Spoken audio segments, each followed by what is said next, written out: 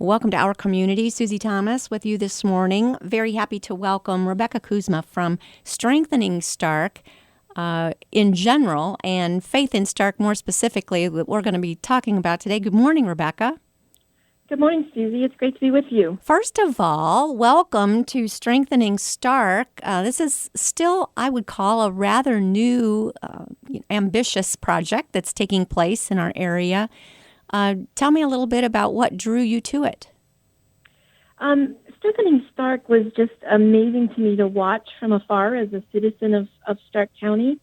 And as I began a new job search, I thought that it was really an amazing match for the operational skills that I have as well as the heart I have for our community.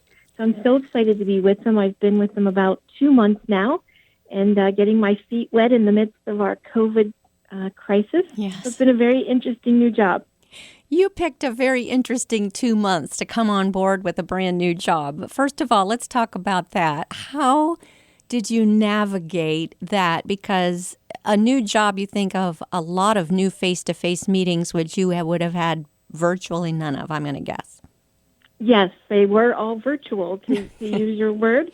I was in the office for 3.5 days my first week, and then we began working from home as the crisis, worsened. Mm-hmm. So I have met everyone virtually, and it's just been amazing. The folks in Stark County are so open and so welcoming, and I have really enjoyed the opportunity. Had to coax a few people onto Zoom meetings and to turn their cameras on so we could see each other face to face. But I'm really looking forward to those true face-to-face meetings. I'm a hugger by nature, so I'm missing that part of the introduction. Yes, I think there's going to be a lot.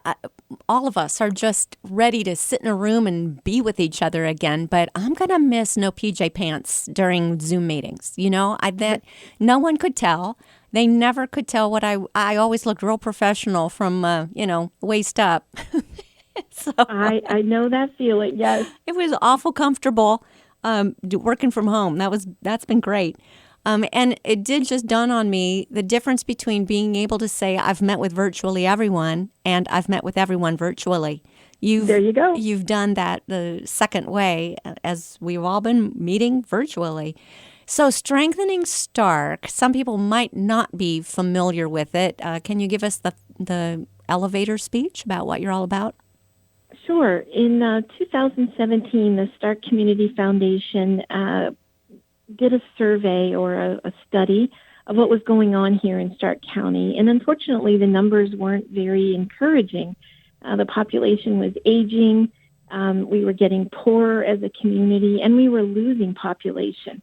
So when you look at that from an economic perspective, there just did not look like a very positive future for businesses who were already here and businesses that we wanted to attract. So the Community Foundation began a movement, if you will, which is what we refer to now as Strengthening Stark. And in the beginning, there was a lot of work done to get good data. I think that data brings people to the table, and it brings an opportunity for us to challenge assumptions that we might have had, and to really help us look towards the future and what we can do differently to change that sort of grim outlook that the original study outlined. So since 2017, a lot of work has been done, and I'm very blessed to come in at a time when there's just so much work that's coming to fruition. So, for example, we recently had an amazing event called Stark Tank. This event was designed to help young entrepreneurs and really to encourage that sort of entrepreneurial spirit that built Canton. If you think about the industries that are here, those were entrepreneurs. Those were people that were ahead of their time.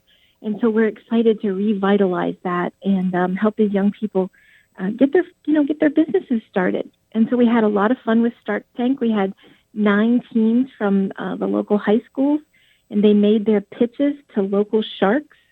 And actually, one of the teams is going to get an investment from one of the sharks. Very cool. So, it's very cool. Tell us more. Tell us about that winning project, that winning invention, and how that's going to go forward. Well, I think I was particularly excited because it was a young woman. She's a junior in high school, and she loves Christmas. And apparently last Christmas, when she and her family took out their multiple trees, one of them had become damaged from dust and I guess mold, and it just had gotten a little damp. And so she's created a vacuum bag for Christmas trees. And she's going to take her winnings and invest in getting a patent. And she really believes that she has a huge market. I know I have several trees that I'd like to have shrunk down.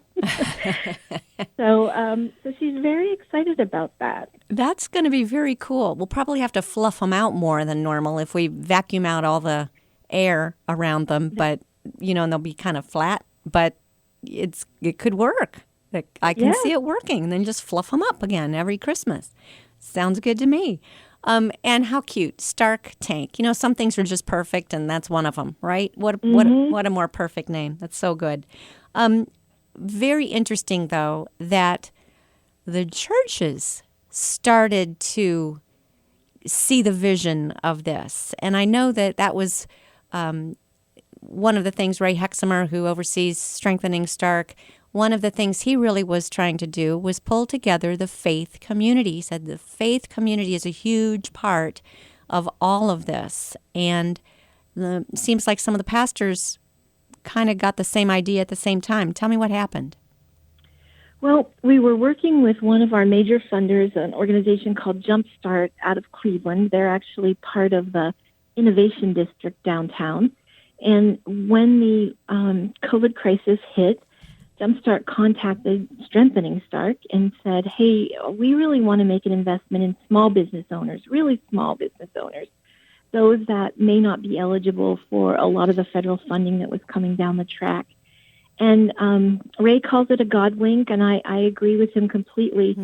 That weekend, after we had heard from Jumpstart, my pastor, Jason Lance at River Tree Christian, just said to me, hey, I know you're in this new Strengthening Stark thing, and I've got some pastors that are interested in doing something maybe a little unique for churches. He said, we really want to help small businesses here in Stark. And I thought, oh my goodness, how amazing is that God brought those two together at such a unique time. So Jason was able to bring just about 12 pastors together, Jumpstart, as I mentioned, and then the Gessner Family Foundation all came together. And to date, we've raised almost $429,000. Goodness.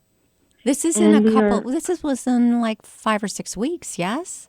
Yeah, the first real push was on Easter. The churches decided to use Easter as their platform. Wow. And so, it's not even really quite 4 weeks yet. Oh, my goodness. It's come together quickly, and we've so far awarded 75 grants totaling $267,000. Wow. It's amazing. First of all, some people are listening saying, okay, how do I get in on this grant money? So what do you need to do to qualify for it? Well, the grants were available, and I do have to say were available to businesses with 10 employees or less, obviously located here in Stark County. Unfortunately, the response from the church's promotion was really overwhelming. We received 336 applications in just over a week. Wow. So you already are still deciding who gets the remaining monies for this year, but you don't need any more applications, correct? Unfortunately, I wish I could say yes, we can accept more applications, but we have more applications than the funds that we have at this point. So it's probably not too late to donate, though, right? It is not too late to donate, and if you'd like to do that, you can visit www.faithinstark.org. We would be happy to take your donation because, as I said, we have still remaining 188 applications to review. How in the world are you sorting through them? Because you can start with, 10 employees or less. Where do you go from there, Rebecca? It's been a challenging process, but before we even accepted applications, we sat down as a small team, people who were familiar with the small business community, those who were familiar with the grant process, and we said, what would the ultimate small business look like that we would want to be sure we helped? And so we put some criteria together that talked about the business's viability after the crisis. Were they strong and in a good place? What would be their contribution to the community after the crisis? Will they be able to hire their workers back? Will there be, that opportunity to invest in the community? And does the community sort of rally around that service or that small business, if you will? We looked at whether they were minority, female, or veteran-owned and gave a little more credit to those businesses as well, knowing that they face other challenges. Mm-hmm. So that was the primary criteria. We also looked at their total revenue, again, on that understanding that much of the government funding was not available to independent contractors. Sole proprietors were not always eligible. And so we really wanted to look at some of the smallest of small businesses. And that's, in fact, what we did. Our first round of grants went out to businesses with revenues between $25,000 and $100,000. What was their response to learn that this amazing windfall was coming to them from the church community? Everywhere people are so amazed and so thankful. I think even in the applications themselves, even before people knew they were getting a grant, we saw such strength of character and integrity. We were offering grants up to $5,000, and some people were saying, "Oh, everybody will just ask for the $5,000 and see what they get." But in fact, Susie, it was so heartwarming to see that people would tell us a little story and say, "I don't need the full $5,000. I really only need $2,500." One person even told us $500 would help them. So I think that they were amazed at the outpouring from the community, from the faith community. But they also were, they were just such amazing people even before that. So that's been a real eye-opener for me and a really nice thing to say about the community in which I live in. Are some of the businesses that are going to begin to open up shortly or relatively soon that we can start helping in other ways by, shopping there or using their product? Yes, absolutely. So the governor last week made some announcements. There's another Strengthening Stark website that you can go to, Business 911. And that website is open and has all the information about the COVID crisis and about the reopening of Stark. And there's a link there that small businesses or anybody in the community can go out and take a look and see which businesses the governor has approved for opening, what the qualifications are if they open.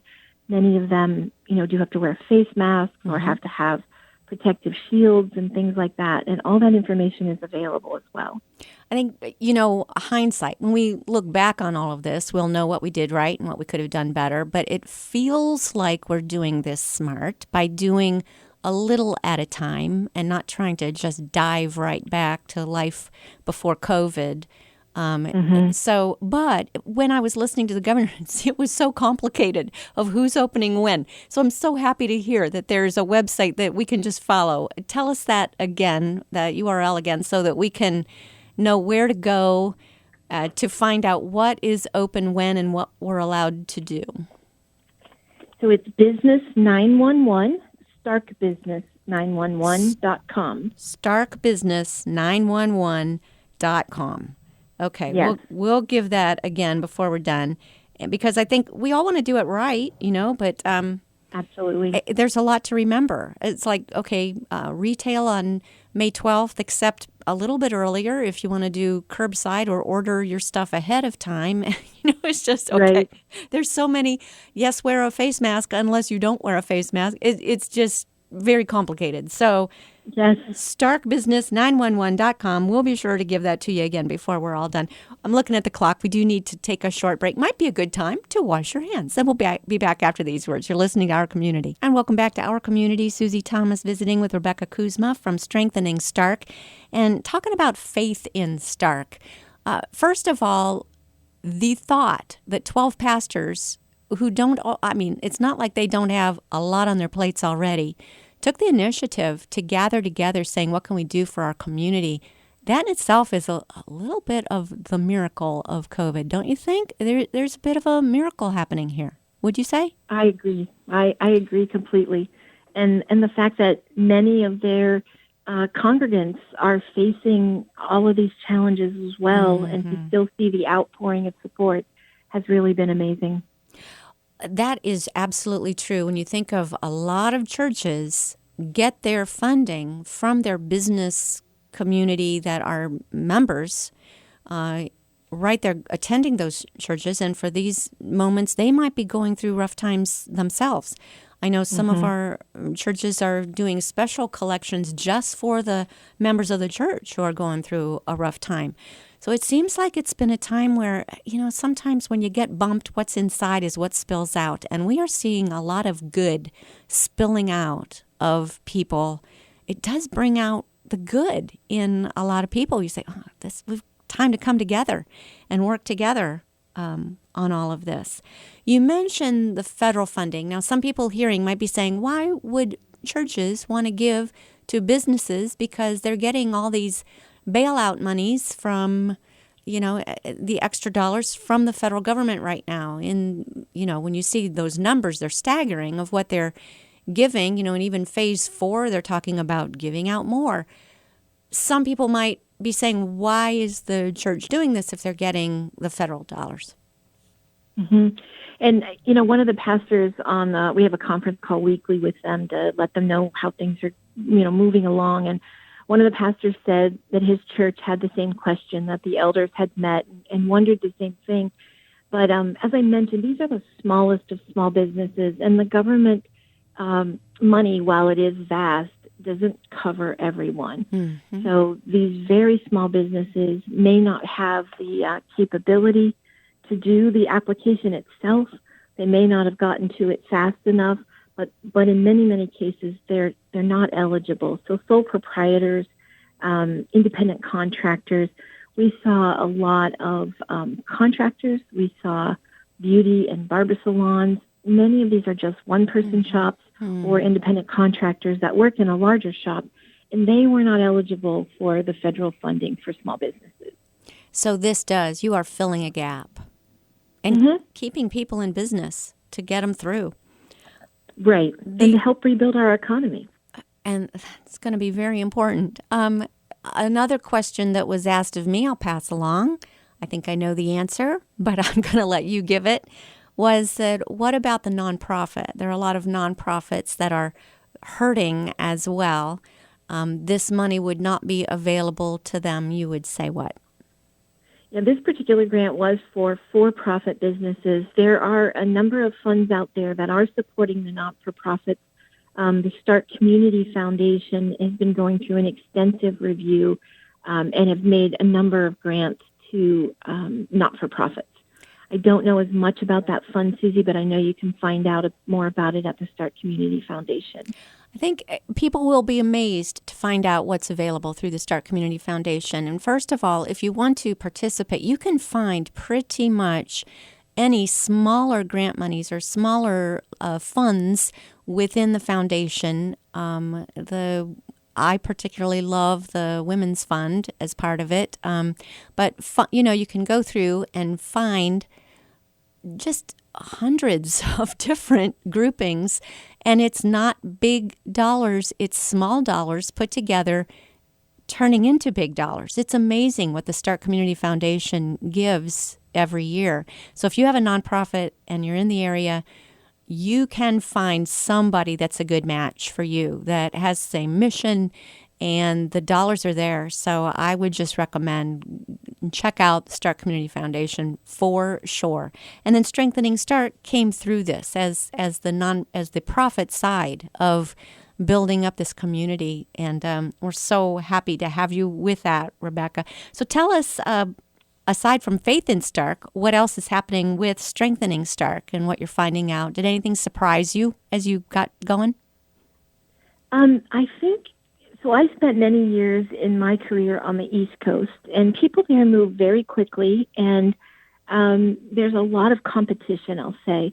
I have been so impressed as I've gotten involved with Strengthening Stark at the collaboration and the cooperation that I see among the business leaders, among the funders, among the faith leaders. People really are genuinely interested in making Stark a better place. And that's a great place to work and grow and live. It sure is. And I think we've all had a hard time trying to understand why there's been so much of losing the young people to other areas, to jobs in other areas, basically is what it happens to be.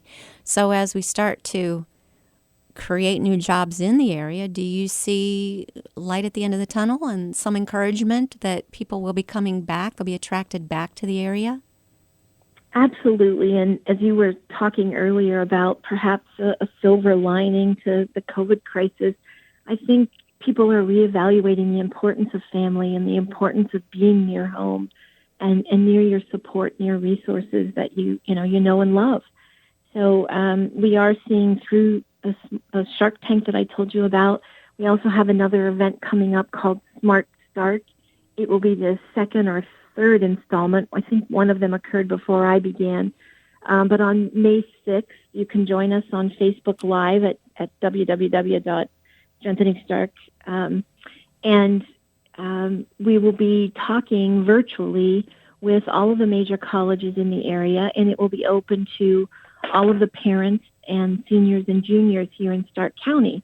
So while you can't go visit a college right now, you certainly can come online with us, hear from their admissions officers, learn about financial aid, and learn about the wonderful colleges that we have here in the area. Does Strengthening Stark have a website where we can go find out what these opportunities are going to be, or Facebook page or events on Facebook or something like that?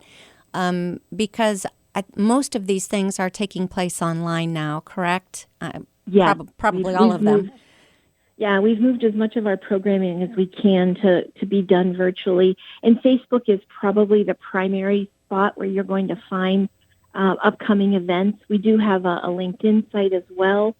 I will tell you, Twitter is part of my responsibility, and I haven't quite gotten up to speed on that yet. But we have a website as well, which is more informational and historical at this point. Once they take place, are people able to go back then and see an event that has taken place and still be able to benefit from it? Yes. So the Shark Tanks that we talked about and the Smart Stark have all been recorded, and they are out there and can be reviewed. Perfect. Well, isn't that nicer? You know, some of these things that we're having to do are actually a little bit better than an event that happens and boom, it's done and you missed out. But because it's had to be electronic, then it's electronic forever, and you're able to still go in and participate even though you might be not live, but that's okay, right? Yes. And we're getting better at that every day. We are. And wouldn't we love to have had stock in Zoom back about 2 months ago? Because I've never seen, I'd heard of it, but then it became a daily thing, and never knew that was good. We did our Easter with family with Zoom. Everybody across the country zoomed in. We had we looked like the Brady Bunch, but it really was. It's been amazing. It's been an amazing thing. And if this was going to have to happen to us at any time in history, how good that it happened when we had the technology to be able to get through it without too much pain, right? Yes, absolutely. Well, Rebecca, tell me your goals now. You've had a time to start to get settled in, although in a unique way. What would be your goals, particularly with Faith in Stark? So the next step with Faith in Stark would be to bring these pastors together on a regular basis and make sure that their thoughts and their insights are informing the work of Strengthening Stark. So Strengthening Stark really, I don't want to say that we don't do anything. That would sound terrible. But we are not the doers. The community comes together. We bring resources to the table. We bring them data so that they can understand the situation in a common way. And then we hope that, 1 + 1 is going to equal 4 or 5. I don't even want to go to 3. I want to go to 4 or 5. But we're really focused on making Stark County a better place to grow your business, to start a new business, to make sure that your talents can be developed here and that there's a career here for you to pursue and that you want to stay here, keep your family here, raise your family, start a family. So those are really the three major goals of Strengthening Stark. And to do that, we just want to keep reaching out to different members of the community, and the pastor group is the most current one. One of the other very successful groups that we've brought together are the college presidents. They really didn't have a platform to meet and talk. So as part of Strengthening Stark, they meet and talk quarterly now, and they're sharing ideas. I think the one that's coming up soon here in May is going to be very interesting to see how they can share ideas and solutions to help them through this crisis. When you think of a couple of different groups where no one would understand you like someone else wearing that same hat, I would think college presidents would be one of those and pastors would be one of those. So how good that they have an opportunity now to get together with others who are wearing that same hat. And I would think there'd be a lot of wonderful fellowship in both of those groups. And that's what the pastors are telling us. You know, they may see each other at a conference or a convention, but there they have a very focused agenda. And when we bring them together here, they'll be able to take some time, step back, and truly think about the community that they live and work in. Are the pastors saying that going through this COVID virus has given them an opportunity to grow their congregations in ways they might not have thought of before? It seems like a lot of people are joining in online that maybe had not ever walked through the door. Have you heard anything from them? I don't have any details to share with you on that, Susie. I do hear that, though, that they are reaching new audiences. I know Faith Family talked about the amazing outreach they had at Easter. Oh, yes. My church, River Tree Christian Church, we've brought everything online virtually, and when I see the Sunday services, it looks like they're maintaining, you know, the kinds of services we saw or the kinds of attendance we saw when we were going to the church building. So I do think they're reaching new audiences. Mm-hmm. And it's got to be just a neat opportunity, again, for pastors to come together. It'll be awesome when they can be in the same building, in the same room, maybe over lunch or something. What would you say to people who are hearing this saying, hey, I'm a pastor, I'd like to get in on that? How can they? Please reach out directly to me at Rebecca@strengtheningstark.com. Awesome. Rebecca at strengtheningstark.com, and we can find out more about Faith in Stark. You've got Facebook and Instagram and soon to have Twitter. Yes, we can also keep in touch that way? Yes.